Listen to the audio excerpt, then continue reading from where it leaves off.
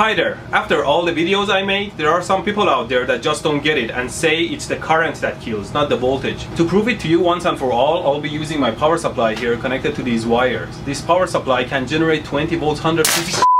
Yes, it generates 20 volts and 150 amps. Let's short it in a more controlled manner. Well, you see when I short it, the voltage goes almost to... I was saying, when you short it together, the voltage you can see goes to 0 and the current goes to 150. It's hot! The power supply is set to 20 volts and I'm holding the wires with my fingers. I can't even weld with this power supply.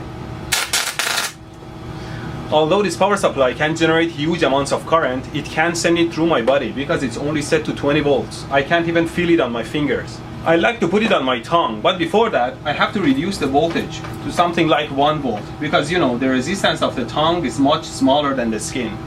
And still, if I short the power supply, I get the same 150 amps. Okay, you can see it still sparks. Let's try it out. What the f? I thought I set it to 1 volt. Huge. Don't completely trust the gauges on your instruments and always double check them with a meter. Now, if I short the wires, I still get the same 150 amps. And it makes sparks, but the sparks are smaller because the voltage is smaller and therefore the total power is smaller. Let's put it on my tongue. See? Nothing. Let me explain. The simplest electrical formula is that voltage is equal to current times resistance.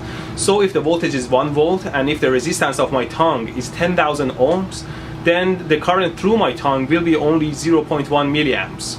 In order to create 1 amps through my tongue, I'll need 1 times 10,000 ohms or 10,000 volts across my tongue. See, the voltage is the energy required to create current. In order to get hurt, you need enough current. And to have enough current, you need high enough voltage. Anything that moves, including the electrons, started moving because some sort of energy has made it move. You will not have current without the voltage, at least in room temperatures. I don't know what kind of diabolical mumbo jumbo will happen at absolute zero. Saying that the voltage doesn't kill is like saying that the earthquake in the middle of the ocean doesn't kill, it's the tsunami afterwards that kills. With that analogy, if I shoot you, it's not my fault, it's the bullet's fault.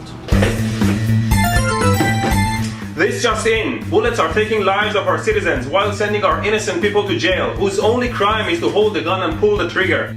Swear to God, I just wanted to scratch his forehead. I didn't know a bullet is capable of such animosity. In other news, our scientists confirmed that the sole reason for the global warming is the melting polar ice caps. There is just not enough ice to cool the planet anymore. Also, they discovered that the main reason for divorce is marriage.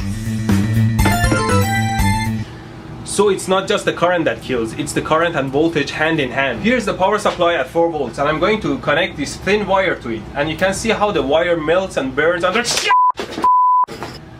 So the power supply can generate enough current to melt the wire. Still nothing. So I hope I'm clear. Please don't repeat that the current kills, not the voltage. There's a famous saying that goes like this: like, share, and subscribe to my channel.